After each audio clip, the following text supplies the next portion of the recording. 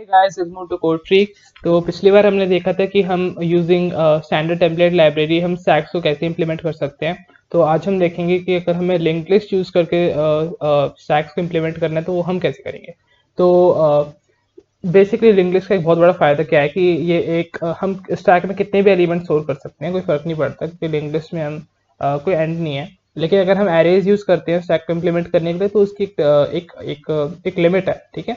तो अगर हमें कितने भी एलिमेंट्स अगर हमें स्टैक में पुश करने हैं तो उसके लिए हम यूज़ करेंगे लिंक लिस्ट। हम एससीएल भी यूज़ कर सकते हैं पर वो बेसिकली कॉम्पिटिटिव प्रोग्रामिंग के लिए हो जाती है, टाइम बचाने के लिए। अगर आपको इंटरव्यू में यूज़ करना पड़ा तो आप लिंक लिस्ट ही करोगे मोस्ट प्रोबेबली। तो सबसे पहले हम ये देख लेते हैं कि हम कौन कौन से फंक्शंस इंप्लीमेंट करेंगे इसमें। तो बेसिकली तीन फंक्शंस होते हैं मेन। तो उनका नाम होता है पुश, पॉप और डिस्प्ले, ठीक है। पुश क्या करता है, स्टैक में एक एलिमेंट हम पुश करते हैं, पॉप में टॉप मोस्ट एलिमेंट को हम रिमूव कर देते हैं और डिस्प्ले में हम पूरे स्टैक को प्रिंट करवा देते हैं, ठीक है। तो अब हम देखते हैं कि इसकी इम्प्लीमेंटेशन कैसे होगी। अप्रोच देखने के लिए सबसे पहले तो मैं एक पॉइंटर डिफाइन करूंगा जिसका नाम होगा टॉप, ठीक है। और जो टॉप पॉइंटर होगा उसको हम पॉइंट करेंगे। फॉर एग्जांपल हम पहले पुश ऑपरेशन देख लेते हैं कैसे परफॉर्म होगा। तो उसके लिए मैं एक स्टैक यहाँ पे बनाता हूँ जिसमें एक ही नोड है, या एक ही नोड रखते हैं शुरुआत में हम, ठीक है। उसमें नोड है 2, ठीक है। और जो टॉप पॉइंटर है पॉइंट कर रहा है इस नोड पे, और ये जो नोड है ये पॉइंट कर रही है एक नल नल पॉइंटर पे, नल पे मतलब। तो नल को हम फॉरवर्ड स्लैश से डिफाइन करेंगे। तो ये हमारे पास मान लो स्टैक है, अगर हमें इसमें कोई एलिमेंट पुश करना है तो टॉप पे इस वक्त है 2, क्योंकि टॉप जो पॉइंटर है पॉइंट 2 पे कर रहा है तो 2 हमारा टॉप पे है इस वक्त। अगर हमें टॉप पे फॉर एग्जांपल कोई दूसरी नोड लानी है, फॉर एग्जांपल उस नोड की वैल्यू है 1, हमें 1 लाना है टॉप पे, तो हम क्या करेंगे। तो सबसे पहले तो हम एक नोड डिफाइन करेंगे, ठीक है। उसको मेमोरी एलोकेट करेंगे और उसके नोड की जो वैल्यू है 1 डिफाइन कर देंगे।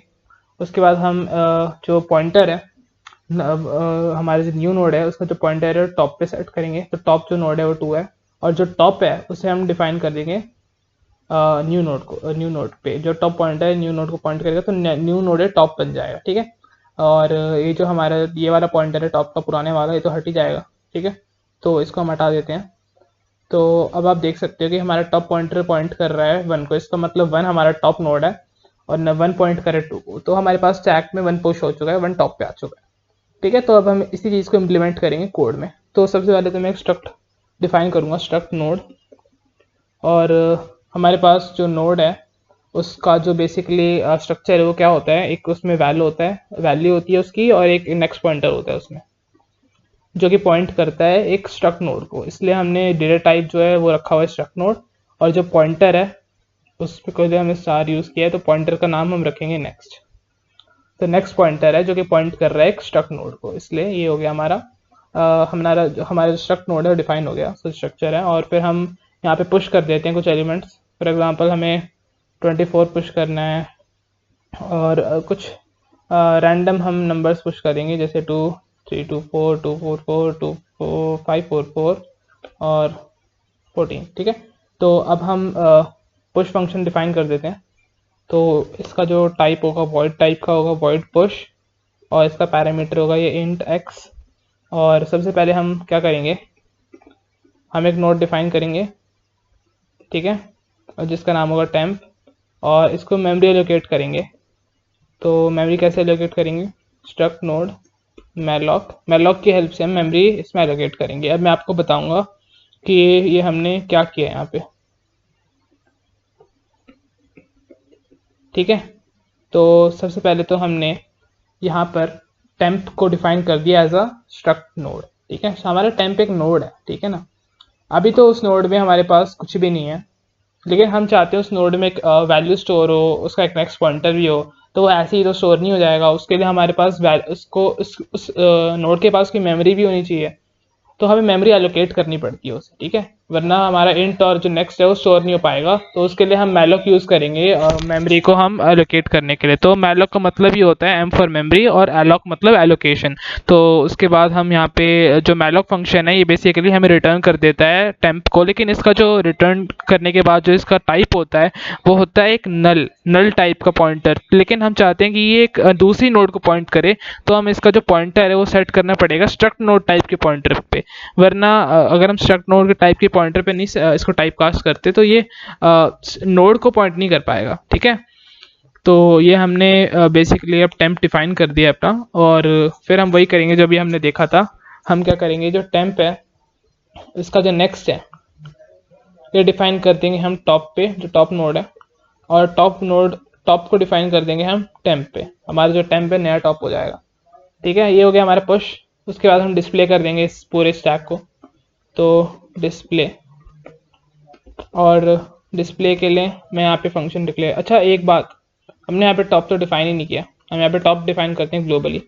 तो अब मैंने आपको बताया था टॉप क्या है। टॉप एक पॉइंटर है, बस इनिशियली उसकी वैल्यू नल है। टॉप एक पॉइंटर है, इसकी वैल्यू नल है। ठीक है, और ग्लोबली हमने डिफाइन कर दिया। उसके बाद हम डिस्प्ले फंक्शन यहाँ पे डिफाइन कर देते हैं। तो वॉइड डिस्प्ले, और मैं यहाँ पे एक पॉइंटर बनाऊंगा इनिशियली। यहाँ पे नोड हम डिफाइन करते हैं ptr पॉइंटर। ठीक है, और ये सबसे पहले पॉइंट कर रहा होगा हेड जो टॉप नोड है उसे। तो ptr इज इक्वल्स टू, यहीं पे कर देते हैं, इज इक्वल्स टू टॉप। ठीक है, और टॉप से हमें आगे भी बढ़ना है। ठीक है, तो हम क्या करेंगे, हम प्रिंट करते जाएंगे जैसे जैसे हम आगे बढ़ते जा रहे हैं। तो while ptr is not equal to null. ठीक है, तो हम प्रिंट कर देंगे वैल्यू जिस भी हम नोड पर हैं। तो जिस भी हम नोड पर हैं तो उसकी वैल्यू हम प्रिंट करने के लिए ptr एरो वैल और एक स्पेस के साथ। अब मैंने यहाँ पे पॉइंटर ऑपरेटर क्यों यूज़ किया है, ठीक है, मैं ये एक्सप्लेन कर देता हूँ। तो हमने यहाँ पे जो नोड डिफाइन की थी वो हमने स्ट्रक्चर में डिफाइन की, स्ट्रक्ट नोड।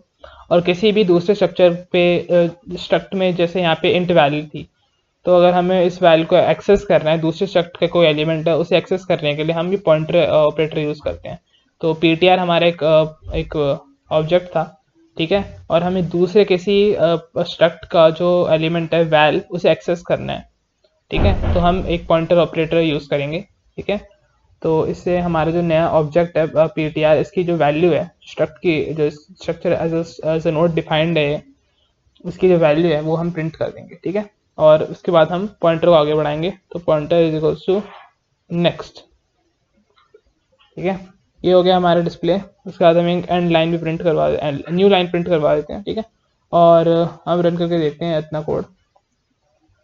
एक मिनट, बिल्ड एंड रन, और बिल्ड एंड रन के बाद हमारा रिटर्न 0 है। तो मतलब कोड सही से काम कर रहा है, पर हमारा कुछ और ही आंसर आ रहा है। ये कैसे हुआ? हमने वैल्यूज इंसर्ट की थी।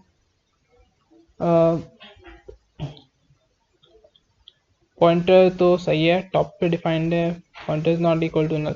पॉइंटर बेसिकली यहाँ पे पुश फंक्शन में कोई दिक्कत है। पुश फंक्शन में क्या दिक्कत है?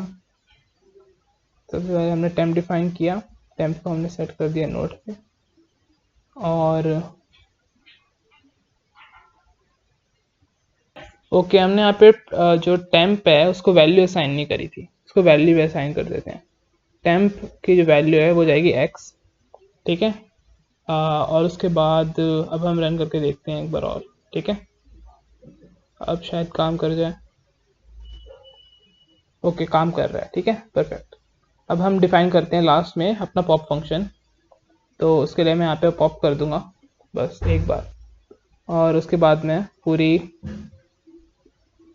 स्टैक को डिस्प्ले कर दूंगा। तो मैं यहाँ पे पॉप डिफाइन कर देता हूँ,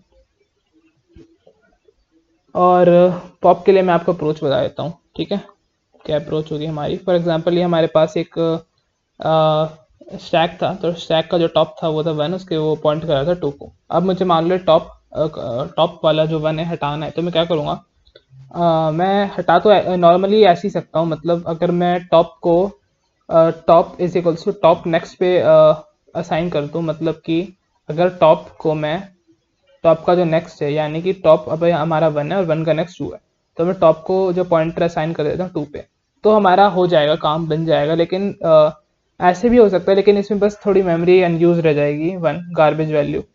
ठीक है, हमें इसे भी हटाना पड़ेगा क्योंकि ये अच्छा नहीं लगता ना ऐसे वैल्यूज खाली छोड़ दें, ऐसे काम ही ना हो। तो हम फ्री फंक्शन से इसे इसकी वैल्यू को हटाएंगे। तो कैसे हटाएंगे हम? तो हमारे पास ये एलोकेटेड था स्टैक ऐसे, ठीक है। तो हम एक नोड डिफाइन करेंगे, टेम्प नोड, ठीक है, इसको वैल्यू असाइन कर देंगे, ठीक है। तो टेम्प टेम्प एक पॉइंटर है, ठीक है। एक मिनट, इसको मैं इसका नाम देता हूँ टेम्प, ठीक है। और टेम्प बेसिकली टॉप को पॉइंट करेगा, तो टेम्प हमारा बेसिकली जो नोड है ये वाली नोड हो जाएगी, ठीक है। तो टेम्प उसके बाद क्या होगा, हम जो टॉप है उसे top is equal to top next कर देंगे। तो टॉप का जो नेक्स्ट है, टॉप हमारा 1 है और इसका नेक्स्ट है 2, तो टॉप को अगर हम 2 पे सेट कर देते हैं तो ये तो हट ही गया, ठीक है। उसके बाद ये हमारा 1 जो है ये खामा खा ऐसे ही है, तो हम फ्री कर देंगे इसकी वैल्यू को, फ्री फंक्शन यूज़ करके, ठीक है। तो ये पूरा 1 गायब हो जाएगा, कोई काम नहीं रहेगा।